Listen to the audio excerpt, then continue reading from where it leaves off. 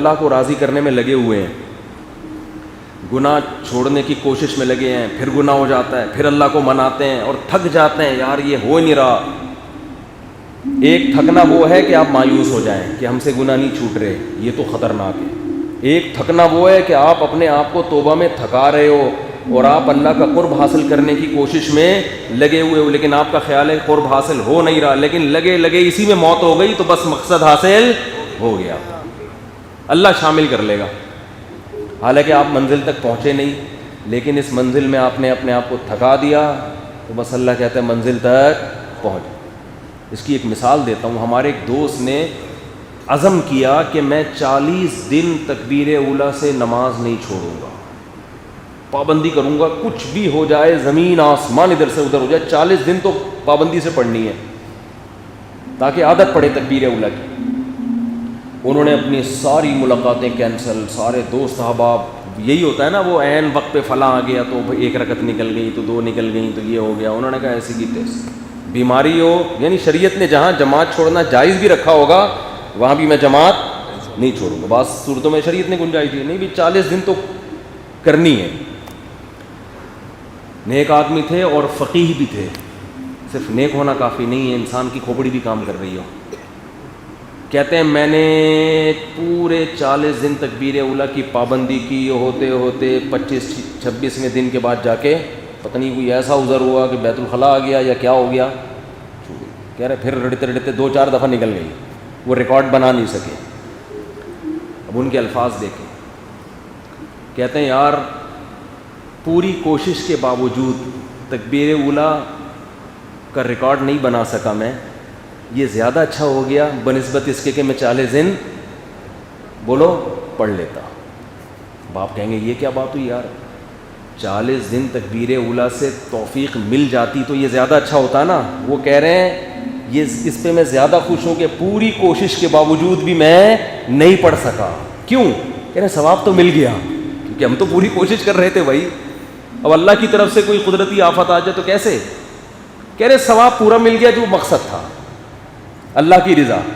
اگر مکمل کر لیتا تو خام خواہ میں خود پسندی پیدا ہوتی کہ ہم تو اتنے بڑے فنٹر ہیں, اب خود پسندی نہیں آ رہی, عجب نہیں آ رہا یار ہم سے تو یہ بھی نہیں ہو سکتا.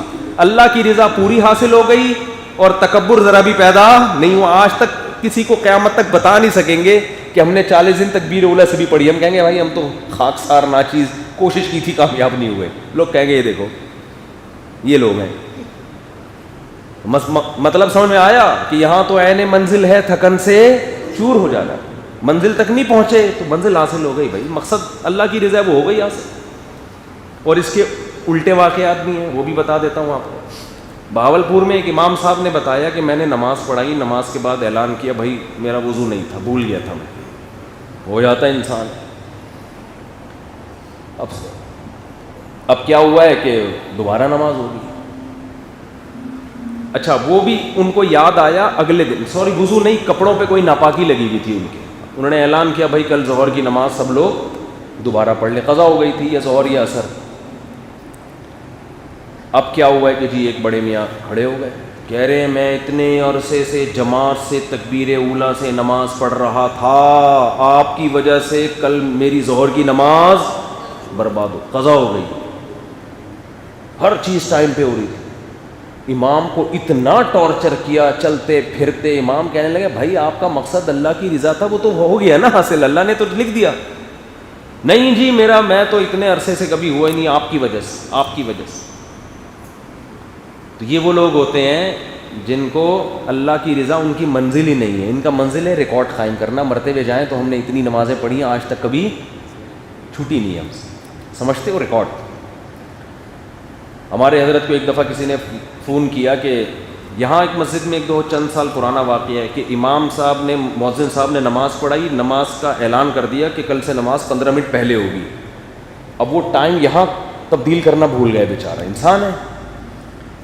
ایک صاحب آئے 8:30 بجے, نماز کب ہو گئی 8:15. اب وہ 2 فٹ اچھل رہے ہیں یہاں, او میری تکبیر اولیٰ فوت ہو گئی, میری نماز فوت ہو گئی. ہم نے بھی سمجھایا, میں نے کہا بھائی وہ بیچارہ مؤذن بھی انسان ہے, انسان سے غلطی ہو جاتی ہے, سوئی یوں کرنا بھول گیا, ہمیشہ تو کرتے ہی ہے نا, کبھی ایک دفعہ ہو گئی. نہیں میری تکبیر اولیٰ چھوڑ گئی, میری جماعت نکل گئی یار. تو یہ وہ لوگ ہیں میرے بھائی، ان کو اللہ کی رضا کی فکر نہیں ہے، ان کو ریکارڈ چاہیے. ان کو کیا چاہیے؟ ریکارڈ بنا. اللہ کی رضا ہے تو آدمی چپ کر کے آرام سے پڑھ کے نکل لے گا، اللہ چلو اچھا ہے. ہم تو ایسے ہی ہیں. ہمارے حضرت کو کسی نے بتایا کہ میں بیمار ہوں، تیمم کی، حضرت نے ان کو فتویٰ دیا کہ آپ تیمم سے نماز پڑھیں. وہ وضو نہیں کر سکتے تھے. تو اب کیا کیا کہ وہ وضو میں جب تیمم سے نماز پڑھ رہے تھے، سجدے میں جا کے نماز توڑ دی. حضرت کو فون کیا، حضرت وہ بات نہیں آ رہی، نماز مزہ نہیں آ رہا بالکل. وہ تو خشوع خضوع ہی نہیں آ رہا جو وضو کے بعد آتا ہے، مٹی میں مزہ نہیں. ہمارے حضرت تھے بڑے جلالی، اتنے غضبناک ہوئے. حضرت نے فرمایا مجھے تو تمہارے ایمان پہ شبہ ہے کہ تم مسلمان بھی ہو کہ نہیں ہو. یعنی تم خدا کے حکم پر اعتراض کر رہے ہو. خدا نے اجازت دی ہے کہ پانی نقصان پہنچائے تو تیمم کرو. اللہ نے کہا میں ایسے ہی نماز قبول کر رہا ہوں، مٹی میں لپٹے ہوئے جو بھی ہو، میلے کچیلے جو بھی ہو میں قبول کر رہا ہوں. سردے میں جا کے کہہ رہے ہیں مزہ ہی نہیں آ رہا. یہ ہوتے ہیں جاہل قسم کے صوفی، سمجھتے ہو. اور یہ مارکیٹ میں آپ کو ہول سیل کے حساب سے ملیں گے، جن کا مقصد اللہ نہیں ہے. ان کے اپنا ایک مزاج ہوتا ہے، اس مزاج کو اپنی ناک کا مسئلہ بنا لیتے ہیں. یہ فقہا نے کیا، فقہائے کرام دین کو سمجھتے ہیں. فقہا نے لکھا ہے کہ اگر ایک آدمی پہ غسل فرض ہے، زیادہ خطرناک مسئلہ ہو گیا نا غسل فرض ہونا، لیکن پانی نہیں ہے، وہ غسل کی نیت سے تیمم کرتا ہے. ایسے مٹی پہ ہاتھ مارا یوں اور مٹی پہ ہاتھ مارا یوں، نیت کرتا ہے غسل کی. غسل کا بھی یہی تیمم ہے جو وضو کا ہے، صرف نیت کا فرق ہے. اور دوسرے وہ لوگ ہیں جو پراپر وضو کر کے آئے ہیں، جن پہ غسل فرض بھی نہیں تھا. تو اب اگر امامت میں سب برابر ہے نا، علماء سارے، تو یہ جو تیمم کرنے والا ہے یہ امام بننے کا زیادہ حقدار ہے ان لوگوں کی نسبت جو وضو کر کے آئے ہیں. وجہ کیا ہے؟ اس کو ہم یہ سمجھیں گے یہ غسل کر کے آیا ہے. نہیں آ رہی بات؟ یہ زیادہ پاک صاف ہے، حالانکہ پاک صاف یہ اتنا نہیں ہے. لیکن جب شریعت نے کہہ دیا، قرآن نے کہہ دیا پانی نہ ملے تو تیمم کرو، اس کا مطلب قرآن یہ کہہ رہا ہے کہ تیمم والے کو میں ایسے ہی سمجھوں گا جیسے وضو کیا ہے، اور غسل کی نیت سے تیمم والے کو میں ایسے ہی سمجھوں گا جیسے نہا کے آیا ہے. تو جب اللہ کہہ رہے ہیں نہا کے آیا ہے تو ہم اس کو نہانے والا ہی سمجھیں گے. یہ غسل کر کے آئے، زیادہ پاک ہے، یہ کھڑے ہو کر نماز پڑھائے گا. لیکن جو صوفی مزاج ہوگا وہ کہے گا یہ کیا ہے، تو تیمم کیا ہے، پانی ہے نہیں، اس کے تو کپڑے بھی گندے ہو رہے ہیں، نہایا بھی نہیں ہے، غسل فرض ہوا تھا، جنابت کی ہڑا یہاں سے اس کو سالے. وہ یہی کرے گا نا. نہیں آ رہی میرا خیال ہے بات، تو یہی کرے گا.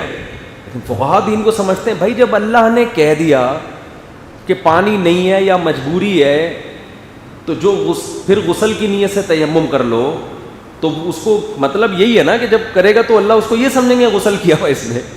تو جب اللہ کہہ رہے ہیں غسل کیا ہوا ہے تو ہم تھوڑی زیادہ فنٹر بنیں گے، ہم مانیں گے بھائی غسل کیا ہوا ہے اس نے. سمجھتے نہیں ہو میرا خیال ہے بات؟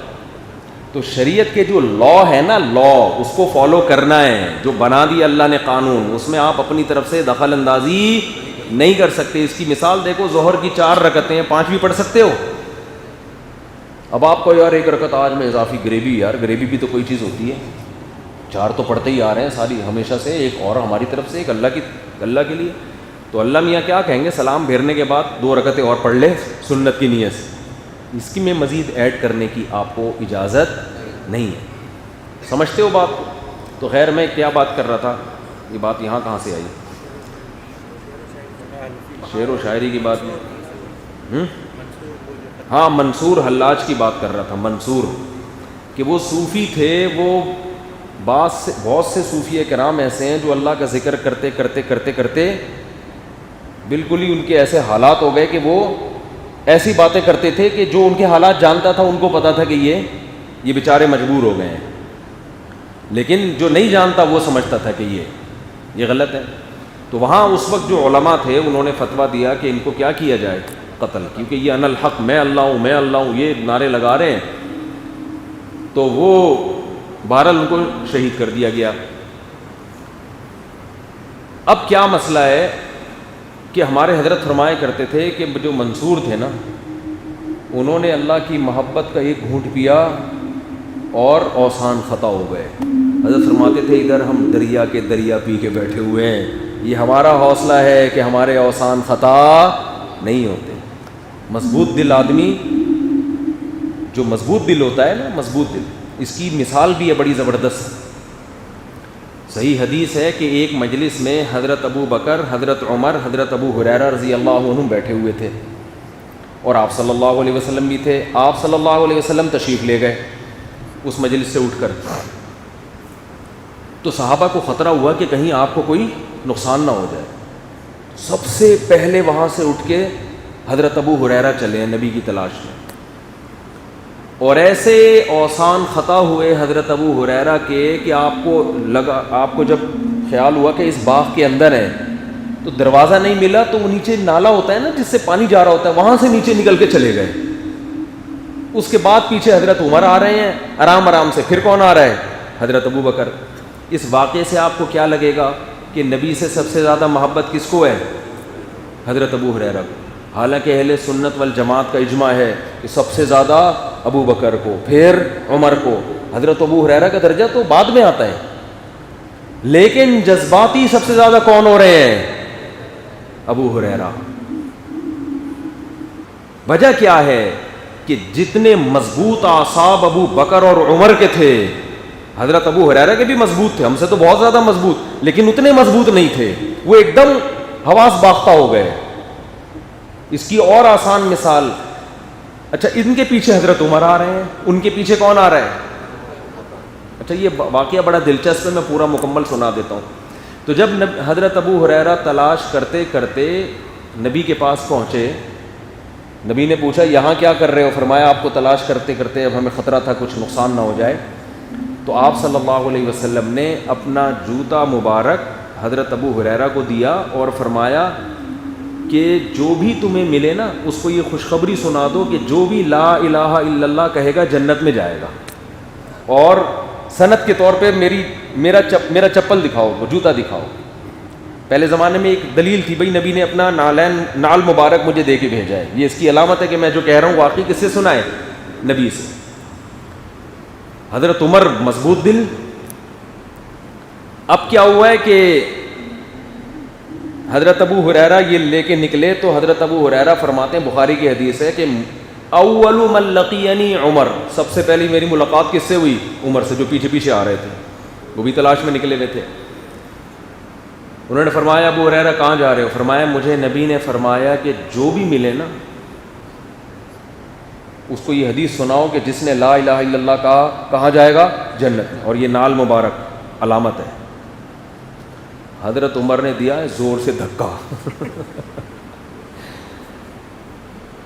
فرماتے ہیں فخررت لستی، میں کولوں کے بھر زمین پہ گرا ہوں، اتنی زور سے مجھے دھکا دیا کہ میں کولے کے بل زمین پہ گرا اور واپس پلٹا. میں اب میں آگے آگے، عمر میرے پیچھے پیچھے، میں آگے آگے جا رہا ہوں، حضرت عمر پیچھے پیچھے آ رہے ہیں. اور مجھے حیران غصہ بھی آ رہا ہے کہ میں نبی کی حدیث سنا رہا ہوں اور یہ کیا کر رہے ہیں؟ دھکا دے رہے ہیں. اب اس عمل کو دیکھ کر کوئی یہ کہہ سکتا ہے کہ حضرت عمر نبی کی حدیث سن کے بجائے قبول کر کے آگے پھیلانے کے کیا کر رہے ہیں؟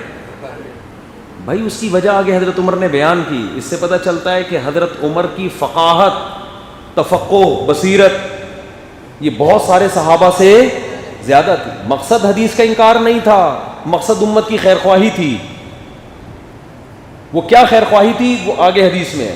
حضرت ابو ہریرہ نبی کی محفل میں آئے، عرض کیا یا رسول اللہ آپ نے مجھے حدیث بتائی، میں نے عمر کو سنائی، انہوں نے تو مجھے بجائے اس کے کہ اپریشیٹ کرتے چلو زبردست میں بھی آگے نشر کرتا ہوں، مجھے دھکا دیا اور میں کولوں کے بل زمین پہ گرا ہوں. کہہ رہے ہیں میرے سر پہ حضرت عمر، یعنی میں پیچھے پیچھے اور میرے سر پہ کون تھے؟ حضرت عمر. نبی کے محفل میں پہنچے. نبی صلی اللہ علیہ وسلم نے حضرت عمر سے پوچھا ہے عمر کیا تم نے ایسا کیا ہے؟ فرمایا ہاں میں نے ایسا کیا یا رسول اللہ. اے عمر کیوں ایسا کیا؟ فرمایا یا رسول اللہ اذا یتکل الناس، جب لوگ یہ حدیث سنیں گے تو اسی پر اعتماد کر کے بیٹھ جائیں گے، عمل چھوڑ دو. لوگ کہیں گے لا الہ الا اللہ کہہ دو بس جنت، عمل نہیں کوئی کرے گا. تو آپ صلی اللہ علیہ وسلم نے حضرت عمر کی تصدیق کی. بعض کام نبی نے رسول اللہ صلی اللہ علیہ وسلم نے وحی کے بغیر کیے ہیں، اپنی رائے سے کیے ہیں، تو ان میں صحابہ بھی آپ سے اختلاف کرتے تھے. اب اس حدیث کا اصل مفہوم تو یہ کہ بالآخر وہ جنت میں جائے گا نا. اور سزا بھگتنے کے بعد جائے گا، یا لا الہ الا اللہ، جو لا الہ الا اللہ پڑھے اس کے تقاضوں کے ساتھ، جو اس کے تقاضے بھی پورے کرے. لیکن یہ ساری چیزیں بہت سے لوگ نہیں سمجھتے، وہ اتنی ڈیٹیل میں نہیں جاتے، وہ حدیث کے الفاظ دیکھیں گے اور کہاں سارا عمل چھوڑ دیں گے.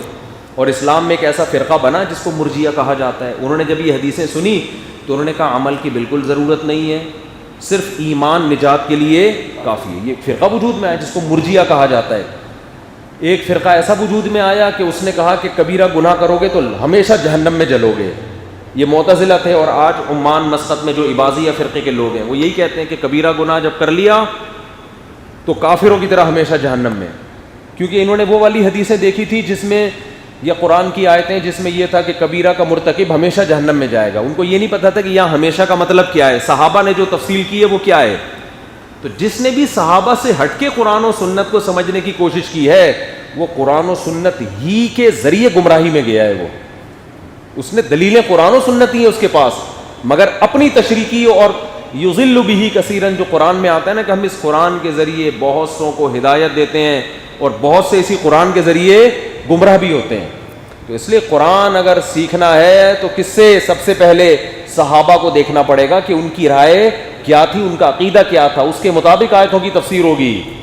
سمجھتے نہیں ہو میرا خیال ہے بات کو؟ تو خیر، تو میں اصل بات یہ کر رہا تھا، منصور حلاج تھے نا جو اللہ کی محبت میں ایسے ہو گئے اور بالکل، تو ہمارے فرمایا کرتے تھے کہ وہ دل کے مضبوط نہیں تھے. جو مضبوط دل کے لوگ ہوتے ہیں ان کے اعصاب مضبوط. تو اس کا ایک اور واقعہ حضرت ابو بکر، دیکھو نبی کا جب انتقال ہوا تو سب صحابہ بالکل اوسان خطا ہو گئے. حضرت عمر کتنے مضبوط قلب تھے، انہوں نے فرمایا کہ جو یہ کہے گا کہ نبی کی موت واقع ہوگی میں گردن اڑا دوں گا. محبت سب سے زیادہ ابو بکر کو تھی، مگر ان کے اوسان خطا نہیں ہوئے. ممبر پہ کھڑے ہوئے اور آیتیں پڑھی، یا ایھا الناس من کان منکم یعبد محمدا فإن محمدا قد مات. اے لوگو تم میں جو محمد صلی اللہ علیہ وسلم کی عبادت کرتا تھا یقین کر لے محمد صلی اللہ علیہ وسلم پر موت واقع ہو گئی ہے.